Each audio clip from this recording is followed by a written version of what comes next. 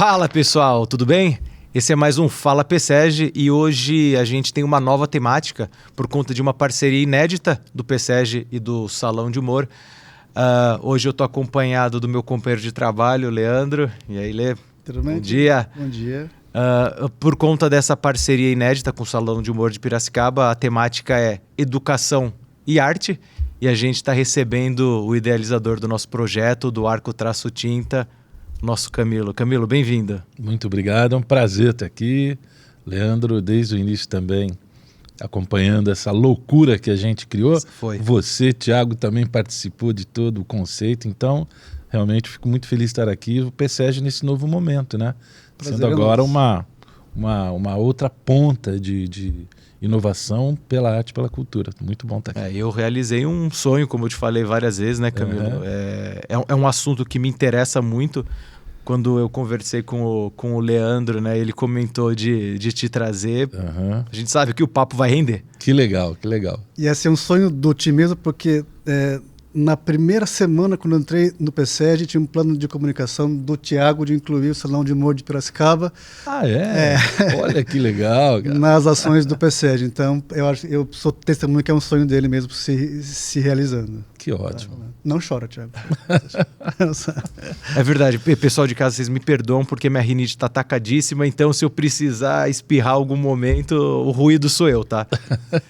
Mas, Camilo, conta pra gente um pouco do que é a mostra, né? Ela tá acontecendo aí agora no mês de setembro de 2023, né? Para quem tiver assistindo depois, por enquanto, né? Então, Camilo, conta um pouco pra gente de onde que surgiu essa ideia, do que se trata a mostra, o porquê nesse ano de 2023, que momento que o Salão de Humor está passando?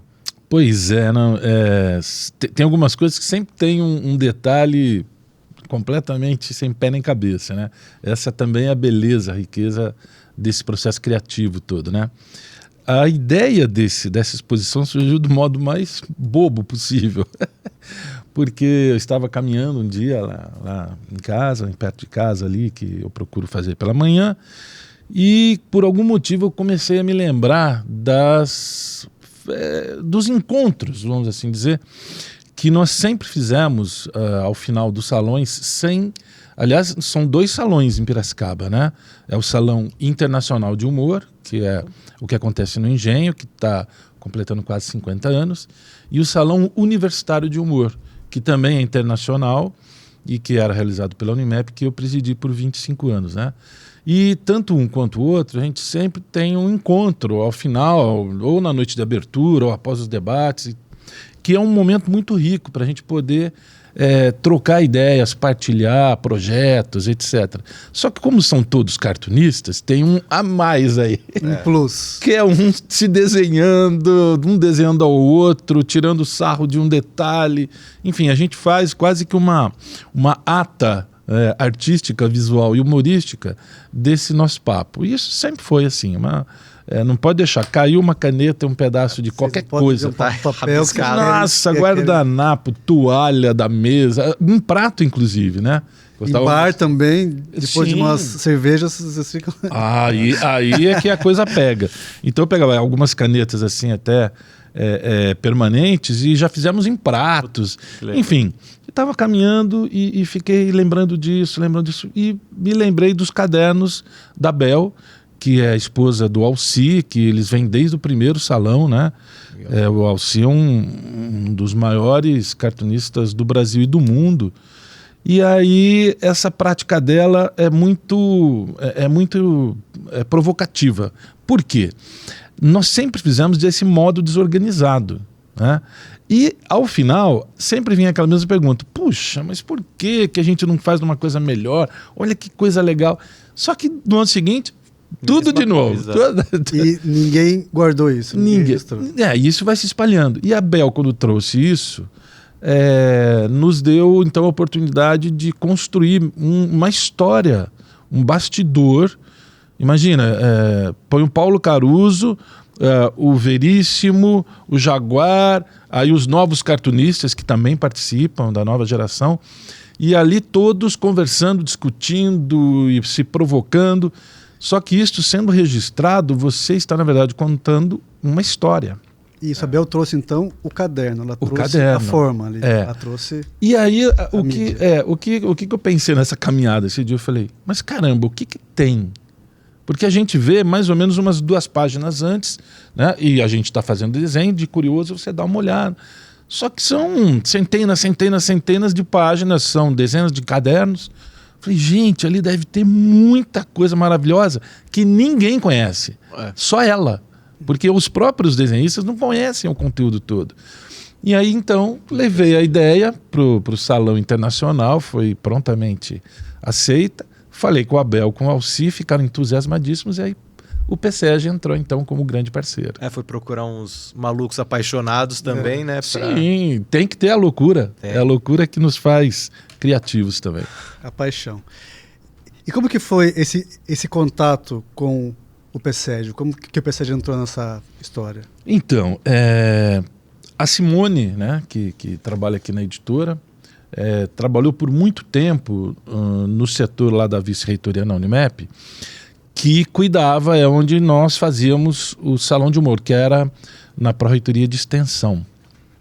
Então ela acompanhou de perto todos os bastidores durante muitos anos, né, de tudo que a gente fazia. E o salão, ele não é apenas uma mostra, ele é um projeto muito mais complexo. Então, por exemplo, nós temos debates, nós temos discussões, os júris, eles acontecem em etapas, também pouca gente sabe, então tem que ter um júri de pré-seleção, tem uma série de passos que são muito ricos. E aí, conversando com ela citou essa questão de que o PSEG estava, talvez por culpa do Thiago, então... Olha, eu falei na cabeça de um pessoal, hein? Que falou, olha, eles estão querendo alguma coisa relacionada ao Salão Internacional e tal. Eu falei, tudo bem, né? Porque o Salão Internacional, ele tem uma presidência rotativa, né? Então, a cada ano é um cartunista ou algum nome da área de cultura e da arte. Esse ano foi o Paulo Bonfá. Eu fui já, mas no final dos anos 90, enfim, cada cartunista que passa por lá, geralmente um momento vai presidir. E você tem a comissão organizadora, os júris, então todos os anos em alguma coisa a gente está envolvido de alguma forma. E esse ano eu estive na comissão organizadora. E eu falei, lógico, vamos fazer essa ponte, mas também eu não conhecia o PSEG. E eu conhecia assim, de nome, alguns colegas deram aula e eu sabia que era uma coisa muito potente, mas eu não tinha tido contato. Falei, tudo bem, vamos conversar. E foi mais longe do que a gente esperava, porque a gente pensava em ser patrocinador e não sediar uma exposição tão importante, com material tão rico, inédito, né, que faz parte da história de uma tradição de Piracicaba, de um jeito muito especial, né? Porque são cadernos de alguém que guardou ali com carinho algo particular, decide agora compartilhar com a gente. Então, tem uma grandiosidade nisso, né? Tem. Nós não somos apenas patrocinadores de um evento, nós estamos sediando e fazendo parte dessa história, né? E eu acredito que esse seja realmente só a primeira gotinha deste oceano que a gente vai construir, porque, veja bem, Leandro, a questão da arte, da cultura, ela vai muito, mas vai muito além do que a gente imagina. É algo que o Brasil, não só o Brasil, mas a maioria dos países, ainda tem muito a avançar, e que a gente observa nos países mais desenvolvidos do mundo. Então, os países que têm os melhores índices de o IDH e etc., você tem uma história relacionado à arte e à cultura, que todos, 100% desses países, investiram muito em arte e cultura. E é engraçado, porque as pessoas às vezes imaginam que eles investem hoje em arte e cultura porque são ricos e muito desenvolvidos. É o contrário. É o contrário. Por quê? Isso é relativamente simples até. É porque para você constituir um pensamento, estruturar um conhecimento, isso eu estou saindo da questão individual, indo para a questão de um povo, de uma civilização e tal. Você tem 2 formas básicas de construção desse pensamento, né? É lógico que é algo muito complexo, mas poderíamos dizer que 2 dos principais modos, você tem o pensamento linear e o pensamento rizomático, que surgiu esse termo no século XX, né? Sobretudo pela filosofia da educação europeia, a escola francesa, Deleuze, Guattari, que trazem a seguinte ideia. O pensamento, o conhecimento, ele foi estruturado na época do Iluminismo. Então Descartes foi um dos principais expoentes disso, que é basicamente o seguinte: é como se o conhecimento fosse uma árvore. Então, ele até cita a árvore mesmo, com as raízes, né, sólidas ali, que seria a metafísica, né, as questões que não são possíveis de serem comprovadas, mas que todo mundo sabe de algum modo que existe, enfim, a metafísica. Aí o tronco seria tudo aquilo que é físico, e aí você tem a filosofia, inclusive, para poder se debruçar sobre o próprio ser humano, etc. Então você tem a metafísica, a raiz, o tronco, a questão física, e a copa, os galhos, etc., é a ramificação de todos os campos do conhecimento. E os frutos que isso pode dar. Exatamente, os frutos. Então isso foi muito forte, porque de algum modo ele começa a dar uma certa organizada na construção do conhecimento e do pensamento, né? Isso foi muito importante para o desenvolvimento das ciências, etc. Ok. Só que isso daí a gente hoje chama de pensamento linear. Ele tem um começo, meio e fim, ele segue um certo caminho. E ele é muito importante para você transmitir conhecimento, ok? Mas ele é limitante. Obviamente ele é limitante. E aí vem então essa turma da escola da filosofia francesa dizendo que você pode ter o pensamento rizomático, sobretudo Deleuze e Guattari usaram esse termo, que era mais ou menos o seguinte, a ideia. O pensamento, ele pode se dar como um gramado, no caso rizoma, né? Tem tudo a ver com o PSEG aqui, que nasceu, né? Dessa... Aliás, precisamos até trocar... Pô, tem sentido. Eu vou trocar uma ideia depois, olha só, rapaz, né? Sobre o rizoma com o pessoal aqui do PSEG. Porque seria como, por exemplo... Boa, não é? Interessante. É porque é o seguinte, a ideia deles é que seria... Aliás, eles fazem isso em analogia, né? Uma citação à ideia do Descartes, que era da árvore. Ele falou, não, é um gramado. Tem alguns outros pensadores que dizem que seria como um mangue. Enfim, são as raízes totalmente interconectadas, sem ter uma raiz central. E tudo isso vai provocando, tudo isso vai alimentando esse sistema. Vai se estendendo. Né? Se estendendo e se conectando, se reconectando, uma coisa mexe com a outra, então você não tem aquela estrutura rígida. Esse pensamento rizomático, ele pode se dar a partir de várias provocações. Qual é a principal, a mais fantástica? A arte. Que é a imagem. Porque se for linear, você não tem a arte. E isso que é legal, né? Porque a própria natureza do pensamento, né? Você vem de um negócio bem erudito, né? Uhum.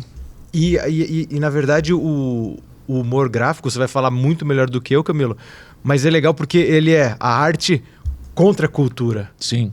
Ele provoca, ele te faz refletir, ele mostra, ele aponta as coisas feias. É legal porque é uma outra linha de raciocínio, é muito legal isso. Né? Thiago, uma denúncia. E Thiago, veja que interessante, você citou a linguagem do humor gráfico, eu sou suspeito, né? Porque eu também sou cartunista, caricaturista, né?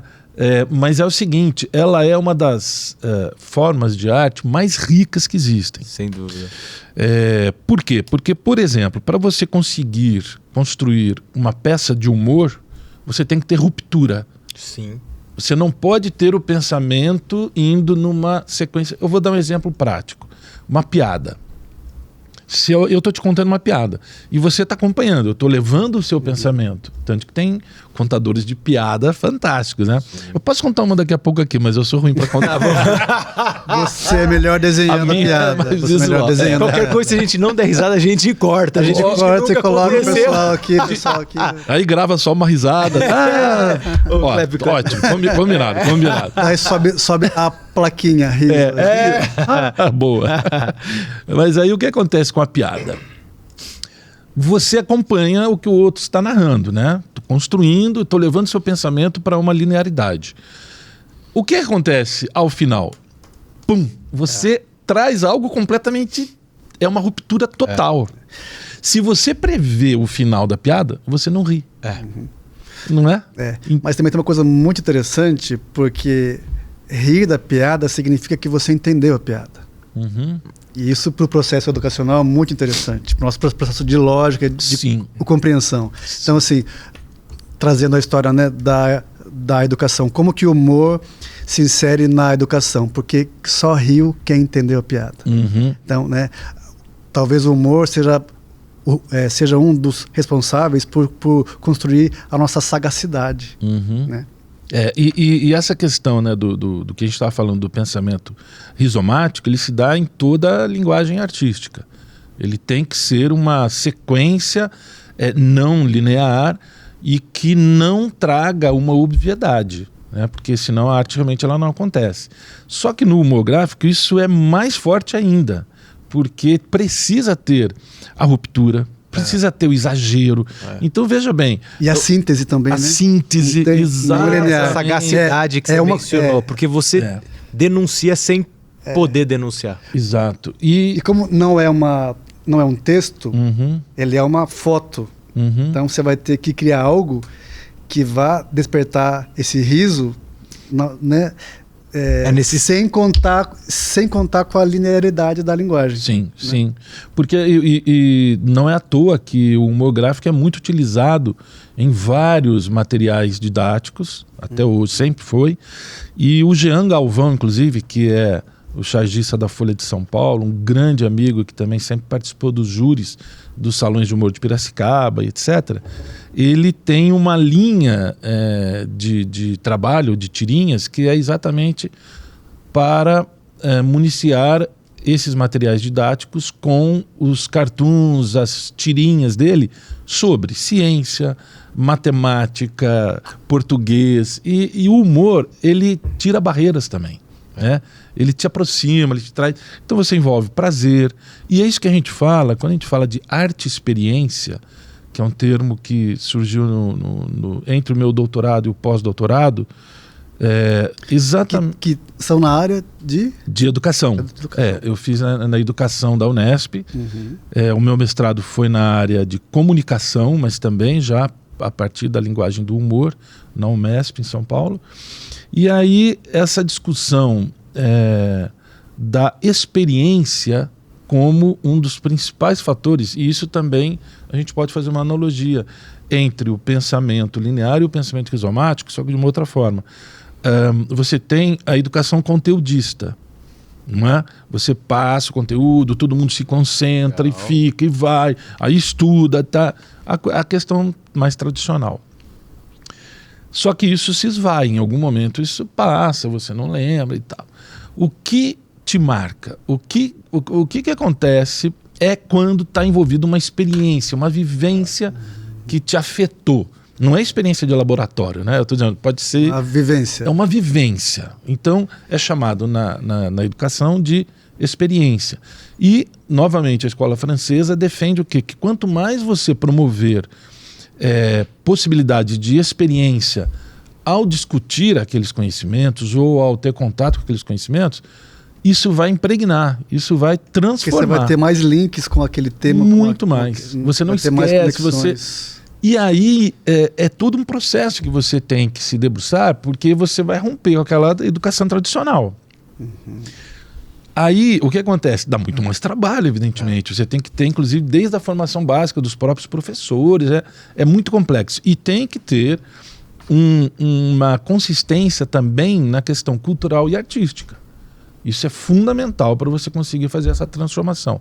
Então, quando você oferece a possibilidade de experiência e isso te marca, certamente isso pode ser usado e é inteligentemente utilizado, principalmente pelos países nórdicos, mas a França também, entre outros países europeus, de você propiciar na própria sala de aula, no dia a dia. Quem já rodou alguns países aí que investem nessa ideia da experiência e da arte, da cultura, já viu, é muito engraçado, a quantidade de crianças indo nos museus. E com a escola, a turma toda é organizadíssimo e tal, e é desde criancinha. Alimenta-se desde cedo. Sim. E eu queria te perguntar uma coisa que talvez você não saiba a resposta, mas eu acho importante perguntar. Por que os adultos pararam de desenhar?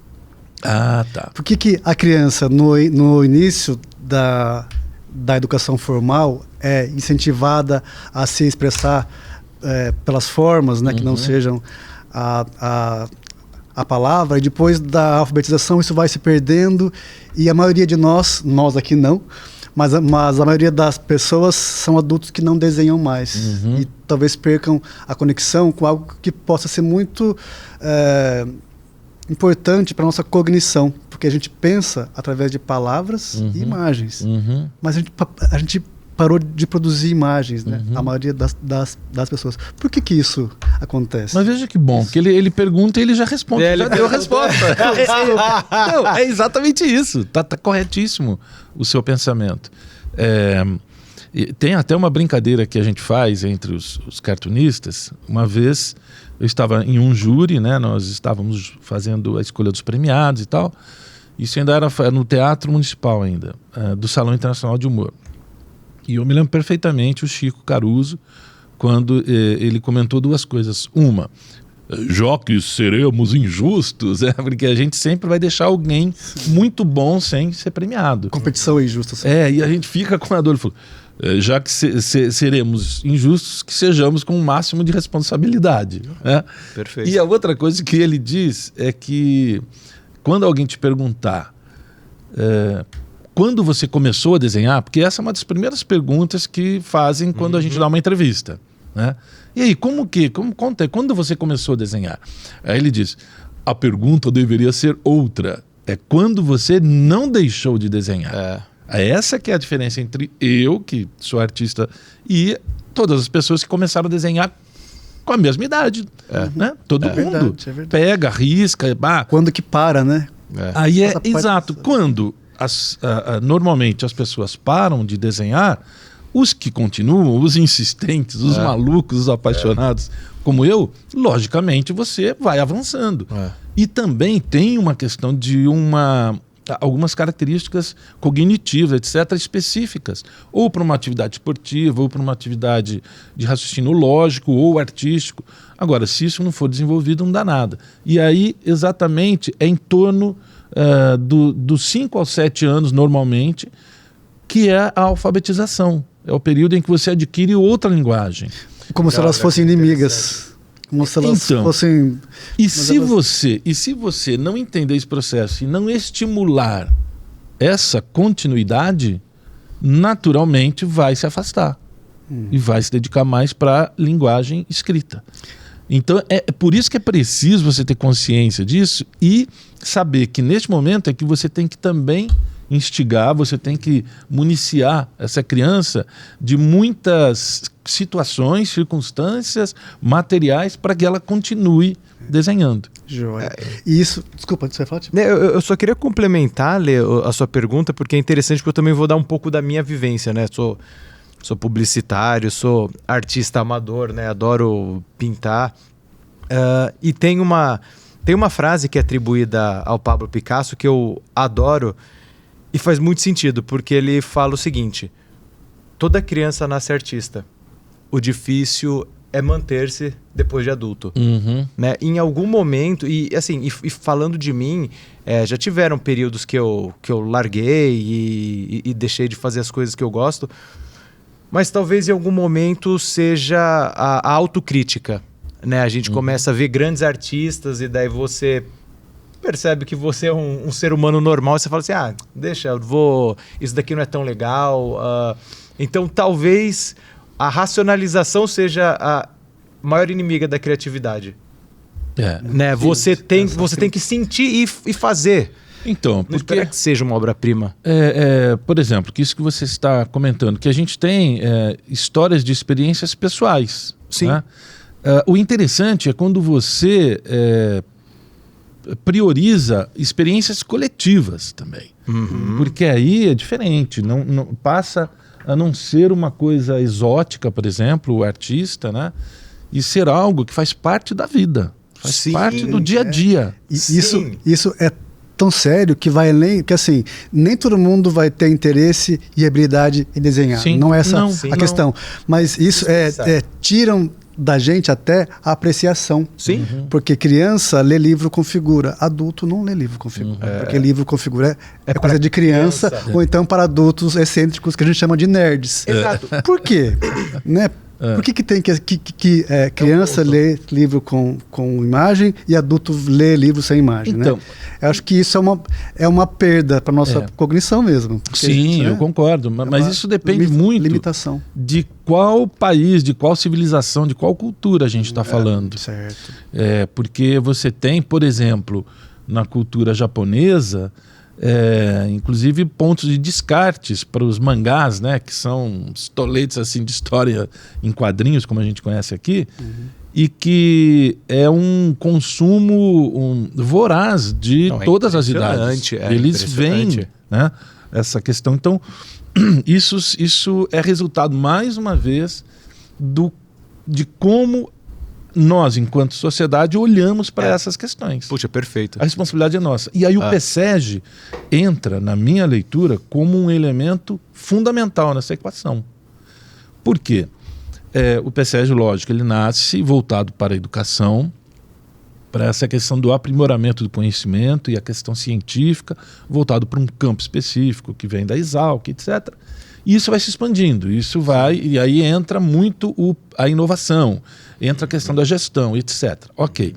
Só que isso vai crescendo de tal forma que você passa a exercer um papel preponderante na sociedade. De responsabilidade. De responsabilidade. Quando eu ouvi essa questão, então, nas primeiras conversas aqui com o pessoal do PSEG, de que sim, havia agora esse desejo de iniciar um trabalho mais consistente e focado em arte e cultura, é perfeito, porque, voltando àquilo que a gente estava falando, é responsabilidade da própria sociedade. Sim. Eu costumo dizer que para um país conseguir ter uma força na questão da valorização da arte, da cultura, a gente precisa de pelo menos 2 pilares básicos para isso. São políticas públicas adequadas, né? Quer dizer, começar por uma liderança a entender a importância da arte e da cultura, para você investir, você designar verbas, projetos, etc, etc, mas isso é uma parte. Então, a questão das políticas públicas que valorizem a arte e cultura. O outro pilar é a sociedade civil assumir a sua responsabilidade. E aí você tem os empresários, você tem as instituições, sim, você tem qualquer forma de organização, até individualmente. Se a sociedade civil não assumir a responsabilidade na valorização da arte e da cultura, não adianta as políticas públicas serem boas e vice-versa. Então, o PSEG está efetivamente colocando em prática agora algo que ele já assumiu há muito tempo, que é essa responsabilidade, né? Eu acho importantíssimo isso. Na nossa primeira conversa, na nossa primeira reunião, eu te perguntei como que você acha que se encontra a arte... Não, como você acha que se encontra o humor na educação? E você me deu uma resposta linda, que você falou assim: o humor faz parte do nosso repertório de transmissão de informação. Né? E por que excluir isso da educação? Né? E aí eu penso, aprender é legal, é gostoso, né? Pode ser legal. Pode não ser precisa ser sisudo. Pode ser legal. Conteúdo. E o humor tem esse poder de te trazer isso, né, de uma forma muito bacana. Você acha que o salão de humor sempre é para rir? Não. Ele, na realidade, assim, se a gente pudesse resumir rapidamente as categorias do humor gráfico, né, como se organizam, por exemplo, nos salões de humor no Brasil, em vários países, você vai ter, basicamente, a charge, o cartoon, a caricatura e a história em quadrinhos. A charge seria o quê? É aquele desenho humorístico, mas que é sobre um fato real que aconteceu agora, ontem, hoje. É muito contextualizado no momento. Joia. Tanto que é o que a gente vê nos jornais, é a charge. Se você for ver, às vezes, dali alguns meses ou anos, você não vai nem lembrar exatamente por que estava aquilo ali. Então, a charge tem essa característica. O cartoon, visualmente, é a mesma coisa. Visualmente, traça... Só que são temáticas atemporais. Perenes. Sobre, vamos dizer assim, a estupidez humana. Né? Então, são os cartoons, que você já não vê muito na imprensa brasileira. Você vê isso muito na imprensa europeia. Até nos Estados Unidos também eles utilizam em algumas revistas, né? Também essa questão do cartoon. Aí você tem a caricatura, que todo mundo conhece, que é mais um retrato fisionômico, geralmente pegando essa parte de rosto e tal, em que você distorce intencionalmente com um tom humorístico aquilo, a caricatura. E a história em quadrinhos é isso narrado de uma maneira sequencial, mais longa, né? Que pode ser a tira, pode ser a página. Então tem essa questão sequencial que caracteriza as histórias em quadrinhos. Mas veja bem, se utilizar disto na educação é algo pouquíssimo explorado ainda. Pouquíssimo explorado. E até acho, e já deixo aqui uma provocação, o PSEG pode ser um provocador dessa mudança em âmbito nacional até. Mas é lógico que você precisa, para isso, ter base, ter um material consistente. Não é só ser engraçadinho. Não é só engraçadinho. Né? Mas certamente o humor ele derruba barreiras. E isso não tem a menor dúvida. Ele deixa mais palatável. E até eu tenho um gosto muito especial pela literatura grega e tal, né? E eu estava pensando, nossa, né? As pessoas sabem muito sobre tragédia, assim, sabe? Mas sabem pouco também sobre a comédia. E quanto do humor também é erudito. E quanto das comédias gregas faziam o que os cartoons fazem. Sim. Elas falavam das mazelas da época, criticavam hábitos da época e tinham a liberdade para cutucar autoridades. Então, assim, eu estive vendo, né, muito do material do Salão de Humor e tem muita coisa assim pesada, né, que eles têm essa liberdade de fazer uma crítica social, uma crítica antropológica, né, e cutucar as pessoas de poder como assim, com uma acidez assim. Ele se fortalece justamente numa época onde você não podia falar abertamente de várias questões. E o nascimento mesmo do humor gráfico tem tudo a ver com isso, que era a crítica aos poderosos. E isso permanece como um pilar do humor gráfico, né? Eu até brinco o seguinte, que mesmo na caricatura, que parece, mas a caricatura, por exemplo, não tem a crítica como um pilar. Lógico que tem. Pode ter. Lógico que tem. É o seguinte, eu desconstruo a sua autoimagem. Você vai ser, entre aspas, ridicularizado naquele retrato. Porque então ele é uma forma de crítica, assim, de tirar a gente do pedestal. Sim. Então todas as manifestações do humor gráfico têm bacana. isso. E também eu me lembrei agora, você comentando isso, sobre uma experiência que nós tivemos numa exposição nos 500 anos, né, do Brasil. Quer dizer, do Brasil não, né? O Brasil já é muito anterior a isso. Da chegada dos europeus, dos portugueses. Mas enfim, nós fizemos o seguinte, as curiosidades que vão pintando, as loucuras, né, Thiago? Vai puxando. Eu tinha uma grande curiosidade de saber, na cultura indígena, como que é essa questão do humor? Existe, deve existir, tem que existir, porque, né? E como que será? Como que eles manifestam isso visualmente e tal? E aí, conversando com uma colega antropóloga que tinha um trabalho e tem ainda muito forte com a cultura indígena, comecei a perguntar sobre isso. Ela falou, olha, eu estou para ir agora para o Xingu, tal, em um dos projetos, vai ficar um tempo lá, eu vou procurar aprofundar isso e vou te municiando. E eu fiquei excitadíssimo, falei, caramba, meu, porque aí vai lá na origem da coisa. Puxa, olha que loucura que a gente Pensei descobriu. nisso também. Olha que loucura que a gente descobriu. Foi a primeira e talvez única mostra de humor gráfico indígena. E por que primeira e única? Porque não existe. Que legal. Não existe o humor gráfico na cultura indígena. Não tem o registro aqui? Sabe por quê? Olha que loucura. Como a arte ela propicia conhecimentos que a gente nem imagina onde pode chegar. Eles têm sim o humor, mas é o humor oral. Então, e aí a gente começou a tentar entender como se dá, conta alguma coisa. Tinha dificuldades da língua e tal, mas aí falavam um pouco do português. E aí a gente começou a perceber que era exatamente a piada tendo como alvo alguém mais poderoso. Ou era o pajé, ou era não sei o que. Ou então, Olha, que entre os legal. animais, era o macaco sacaneando a onça.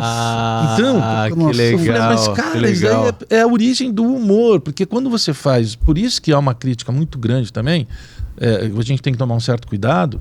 Você não vai fazer um humor para pisar em quem está embaixo. Claro, Nossa, claro. Rousseau falava justamente isso. Teve um período em que ele propôs que se acabassem com as comédias, porque as comédias francesas sempre ridicularizavam quem caía, quem era mais burro, quem não, né? E hoje isso é um era humor muito que não- prejudicial.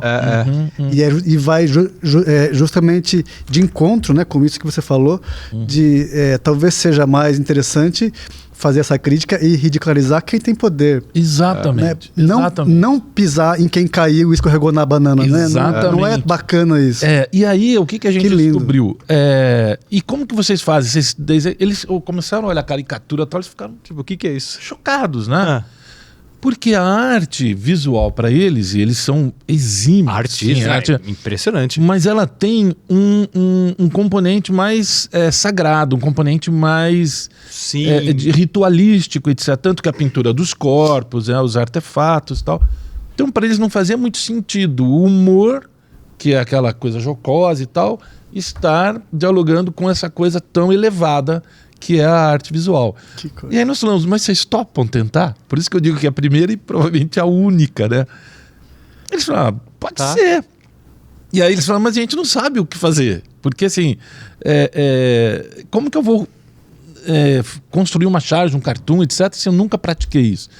Aí surgiu a ideia, desenha a piada que você contou do macaco. Puxa, perfeito. Entendeu? E eles começaram E a se rolou? soltar. Rolou, cara. Que E aí o legal. Ziraldo veio naquele ano, que foi o lançamento até do meu livro, do mestrado Tá Rindo do Quê? E foi um dos momentos mais marcantes da minha carreira. O Ziraldo conheceu vieram 3 indígenas. O mais velho, eles descobriam ali na conversa que era sobrinho do indígena que o Ziraldo criou na primeira história em quadrinhos que ele fez, que era a Turma do Pererê. Você tá brincando. A primeira revista Que legal. totalmente brasileira, tal, de quadrinhos, foi o Ziraldo que lançou. Cara, sobrinho do Pererê. Não, a Turma do Pererê tinha os animais, tinha o Saci e tinha o indígena. Esse indígena era o tio daquele cara. Caramba. Você não acredita a emoção do Ziraldo. Então, são tantas histórias que a gente tem que trazer, porque isso só vai acontecer se você faz o movimento de valorizar a arte e a E cultura. de continuidade. Porque assim eu penso, já são 50 anos do Salão de Humor. Sim. Isso, 50 anos. Sim. Como que você, que participou disso, porque você é muito jovem, claro, você não participou dos 50, mas como que você... Não, você vê. Você vê que ele faz piadinha, né? Porque o tema é humor. Eu Gostei. espera na hora que eu for brincar sobre o rizoma que você falou, já chego lá. Mas como que você acha que conseguiu se sustentar durante 50 anos a edição de uma atividade, né, de um evento fora do eixo Rio-São Paulo? São Paulo, né? Como que isso foi possível? Olha, são tantos fatores, mas são tantos fatores. Um deles é que o próprio evento, o salão, porque o Salão Internacional está fazendo 50 anos e o Salão Universitário completou 30, né, do surgimento. Quando surgiu os primeiros movimentos para o Salão de Humor acontecer aqui em Piracicaba, foi por conta de um grupo mesmo, né, de jornalistas e pessoas ligadas à cultura, propondo, de alguma forma, fazer um salão de humor inspirado um pouco numa coisa que tinha tido no Mackenzie, em 73 e tal. E aí foram conversar com o Zélio Alves Pinto, que é o irmão do Ziraldo, que é um grande artista, um grande cartunista, é o padrinho do Salão de Humor de Piracicaba. E a primeira coisa que eles pensaram foi o seguinte, o pessoal, porque o Zélio faria a ponte com o Pasquim. O Pasquim, então você tinha os maiores cartunistas do país e inclusive alguns de âmbito internacional, como por exemplo o próprio Ziraldo, você tinha Enfio, Jaguar, Fortuna, ou seja, era o que havia de mais rico do ponto de vista do humor gráfico. Tudo bem, mas eles falaram, mas peraí, numa cidade que eles nem conheciam, né, há 50 anos, não, eu já ouvi falar, mas qual foi a ideia? Falou, pô, é o melhor lugar para a gente fazer, é sair do eixo Rio-São Paulo. Por quê? Porque estávamos sob uma ditadura.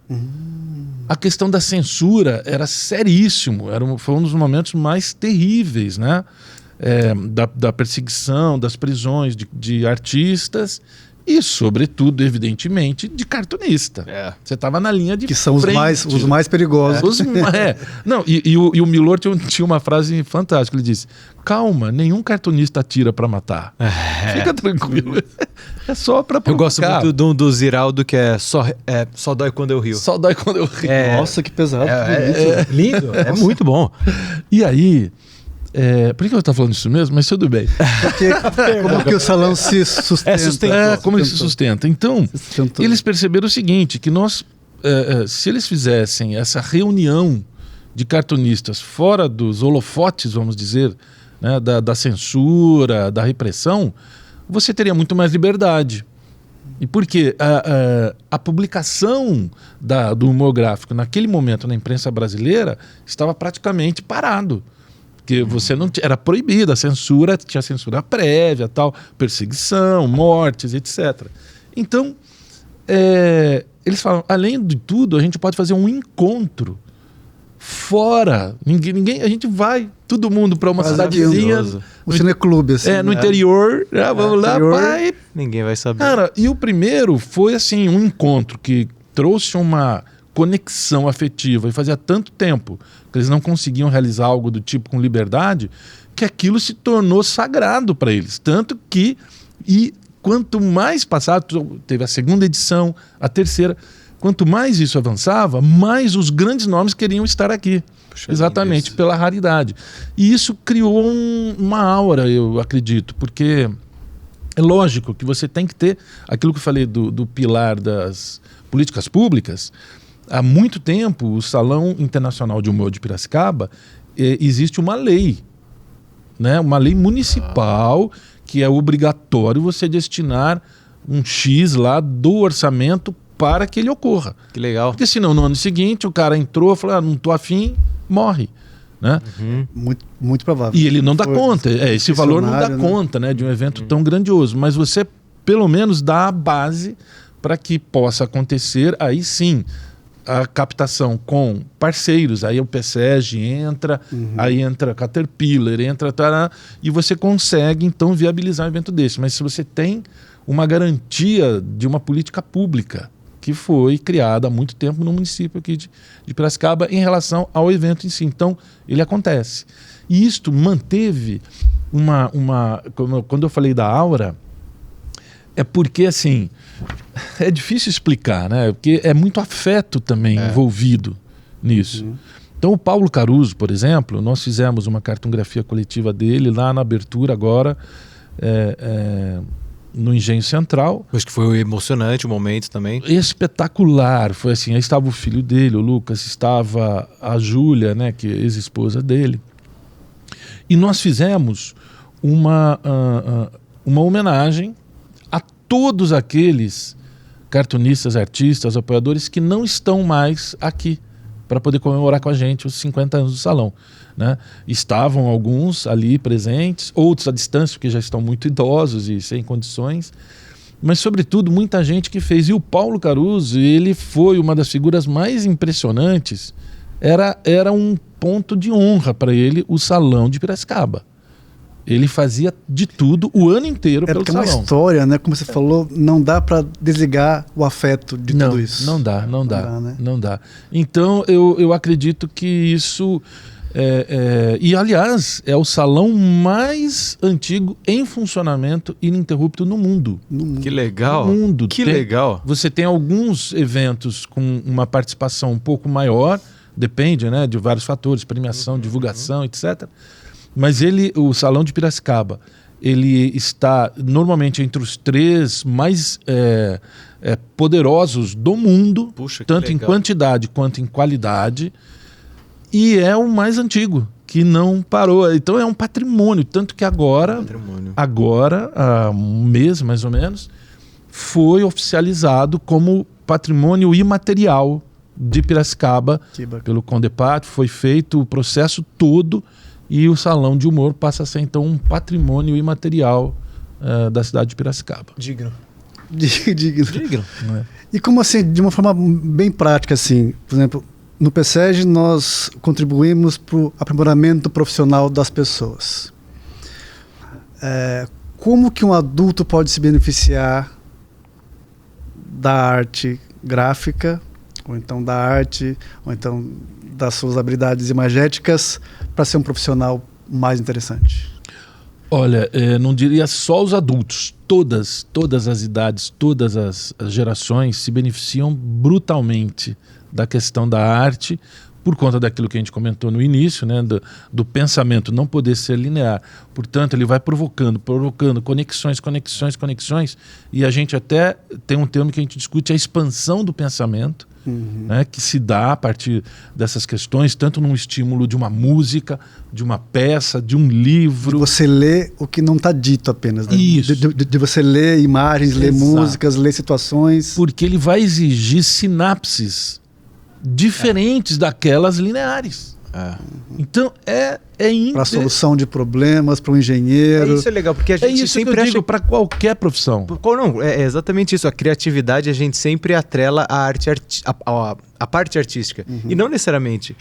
Ser criativo é solucionar um problema, né, de forma diferente. Porque quanto mais você provoca esse pensamento não linear, evidentemente você vai construindo condições para aquela pessoa, aquele indivíduo, enxergar coisas que ele não enxergaria, que ele não pensaria quando você tem o pensamento só linear. E é incrível, porque assim, se você investe nisso, aí voltando aos países que a gente fala, que tem, inclusive a própria educação, quando é avaliada no mundo, você vai ter de novo esses países. Os que mais investem em arte e cultura são os que estão lá no topo do ranking. Né? E aí, olha o que é mais louco. Eles não têm necessariamente uma grade tão extensa, nem de anos, de dias no ano, né, de letivos, não, muito pelo contrário, são menores do que as nossas tradicionais. A quantidade de horas por dia, com conteúdos formais. Então você pode até ter uma presença mais longa durante o dia na escola. Só que ela é usada como, né, esse momento. Aí vem arte, vem cultura, vem esporte. Então, a música faz parte de todas as escolas. Você tem oficinas até de marcenaria, tudo. Por quê? Porque se você der só o conteúdo, aí você está num caminho limitado. Se você provoca o pensamento e aí, junto disso, você dá o conteúdo, você expande. Te ativa de forma diferente, porque chega um momento que você não consegue mais. Eu costumo dizer que assim, o conhecimento técnico, Leandro, é uma obrigação. O diferencial vai ser seu repertório cultural. Aí, esse vai ser seu diferencial. Sem dúvida. E também, na nossa era em que a comunicação é tão importante, nós estamos aqui, o Thiago é um profissional da arte, né? Que vive aqui, que vive aqui, trabalha aqui no PC. 8 horas por dia, pelo Quase. Ele mora aqui. Ele é um profissional que usa a arte para vender, para fazer negócio. Porque o que ele faz é arte. Né? O Thiago, como criador, como designer, como diretor de arte, porque nas agências essa figura tem esse nome, né, de diretor de arte.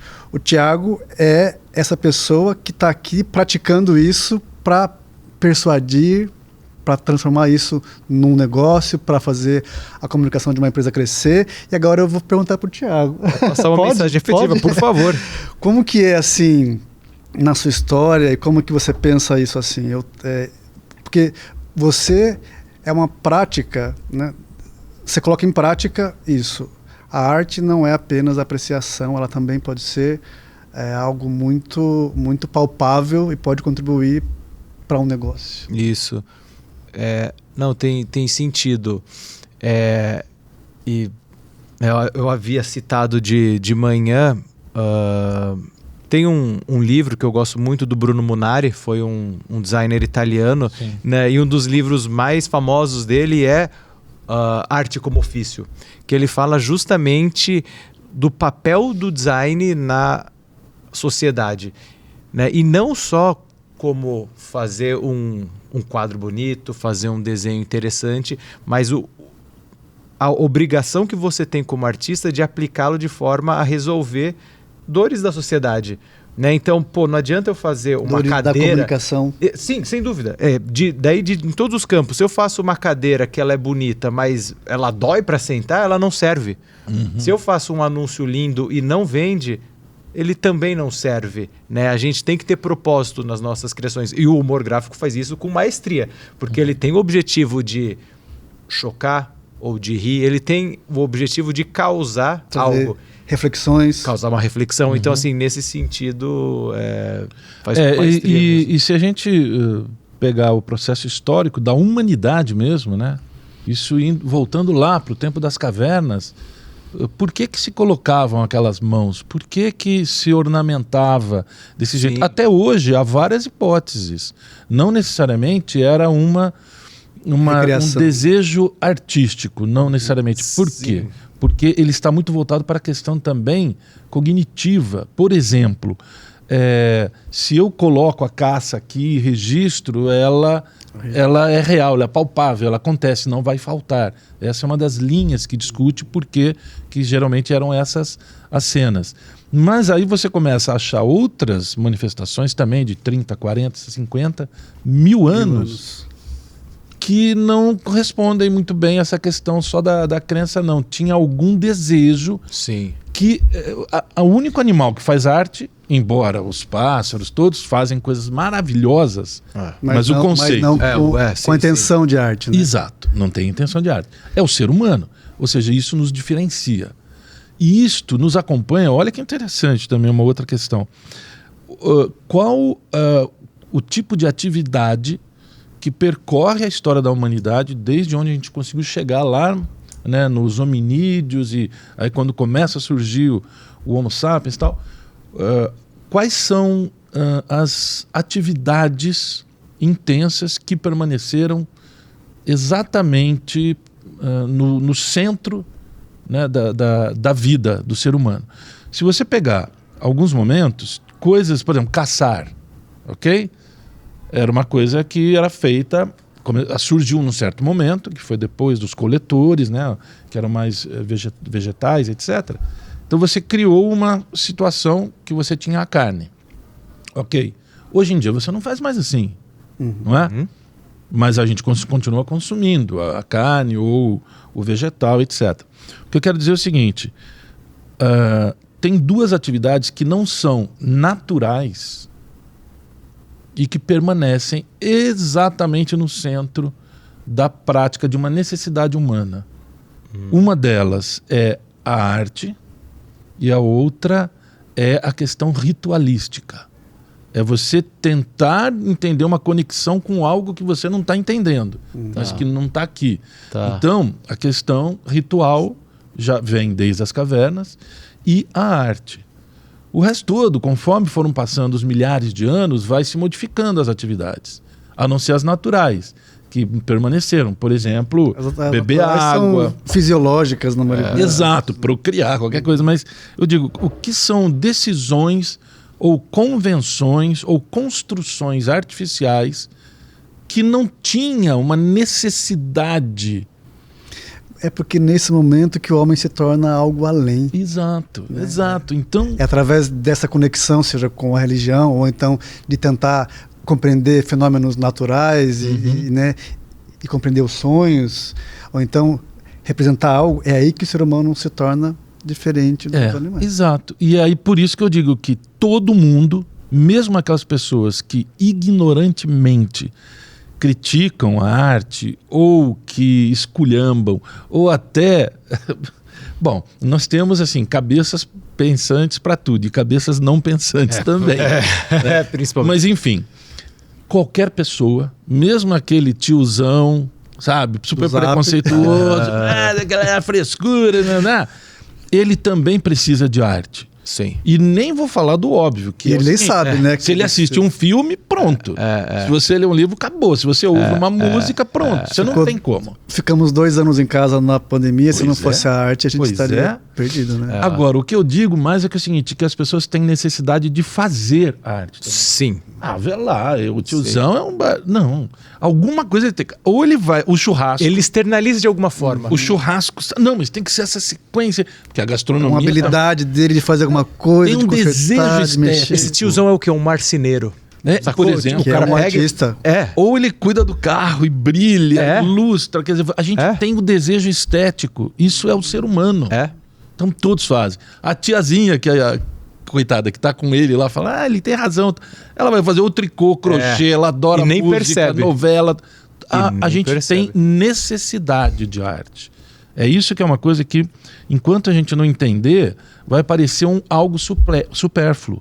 Não, a arte ela é uma necessidade, tanto que é a atividade inventada mais antiga que ainda continua. Tanto de consumo como de expressão, né? Sim. Cara, que resposta, hein? Só essa resposta rendeu todos os cortes do YouTube. Mas, Camilo, e o que você envisiona para o futuro do salão? O que vem por aí? Pô, você tá falando desses cortes aí, olha que interessante, cara. Não, antes de te responder, eu falo tanto, eu gosto tanto, eu sou tão apaixonado por isso que não dá corte, porque eu fico falando horas. Somos três apaixonados, porque assim, depois dos cortes eles têm que ter 1 minuto. E quem vai cortar sou eu, eu vou sofrer muito. Coitado. Eu tenho que fazer mini cortes. Coitado, mas enfim, o que você perguntou mesmo? O que você imagina O pro futuro. salão do humor? Pro futuro do salão, né? Olha, eu espero que a gente comemore os próximos 50, quer dizer, eu não, né? A gente acho que não vai comemorar. Por quê? Por que na gente não? eu Eu sou vou- novinho. Não, tudo bem, você vai estar com 100 e pouco. Eu espero que isso continue, cresça, mas eu vislumbro com essa questão do PSEG entrando de maneira tão decisiva, tão assertiva neste processo relacionado à arte, à cultura e com esse foco nesse momento pela realização da exposição, do debate, de todo o evento, como algo que vai crescer. Eu vislumbro uma ampliação disso. Se o PSEG continuar nesta dinâmica de entender, como já entendeu, de se dedicar, como já está se dedicando, se organizar e investir nisso efetivamente como um processo permanente, o salão internacional ele vai se expandir e acredito que possa surgir algo dentro do próprio PSEG como um evento permanente também voltado para esse tipo de linguagem. Mas aí, assim, é o que eu vislumbro, e vislumbro muito claramente. É que todo mundo deseja, né? Joia. Puxa, Camilo, cara, não tenho como te agradecer pelo papo, foi muito legal. Leandro também, muito obrigado aí, hoje rendeu, hein? Daria pra gente conversar durante horas ainda. Então, Camilo, para encerrar, quer deixar uma última mensagem aí pra galera de casa? Eu gostaria de cantar. Boemia. Na hora que você falou... Puxa o microfone, Na hora que você falou em risomo, eu falei, acho que ele fala com de riso, né? Mas era botânica. Eu gostei muito. Tá vendo? Não, em trouxe a homenagem ao botânica pra... Disso a gente não entende nada. A gente da próxima vez traz um Falei, agrônomo você vai junto trazer, com vai o falar um negócio Camilo. de risomo. Eu fui lá, na tá vendo? etimologia.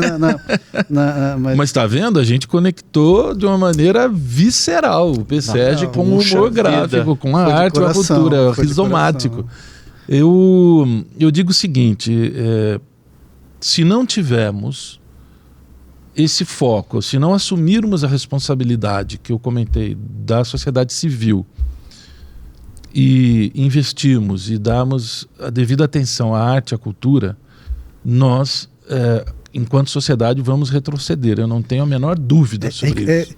E quando você fala em sociedade civil, a gente pode incluir também a iniciativa privada. Correto? Totalmente. Totalmente. Porque são elas... Empresários, são elas que estão empresas. construindo mão de obra interessante, que ela tanto necessita, né? Ela tem que ter esse investimento. Então, eu digo que se entendermos e praticarmos isso, não é apenas como observador ou espectador. Eu acho importante isso, é você criar... E aí você pode criar possibilidades de arte-experiência, que foi aquele termo que eu comentei no meio da nossa conversa, que é a experiência vivida, vivenciada, mas por meio da arte. Isso é transformador. Isso é impactante. Quem aqui nunca passou pela situação de estar fazendo alguma coisa, tá tudo bem, um dia normal e tal, e de repente você ouve uma música, aquilo cara, você até chora. É muito legal. E não tem um fato específico sobre, mas assim, ela te toca, ela te atravessa. Você viveu uma arte experiência naquele momento. Isso precisa ser ensinado também, que a gente precisa aprender a ser sensível. Muita gente não tem essa chance. Sim, e tudo isso faz parte de uma ação nossa, um movimento nosso, como a gente está fazendo aqui agora. Mas eu também queria cantar, mas agora não. Deixa pra próxima, a gente faz a noite do karaokê. Faz um exclusivo. Camilo, novamente, muito obrigado. Obrigado. Lê, valeu. Obrigado, Tchê. Obrigado, Camilo. Obrigado Gente mesmo. de casa, fiquem espertos aí pros próximos episódios e a gente vai se falando. Tchau, tchau, gente.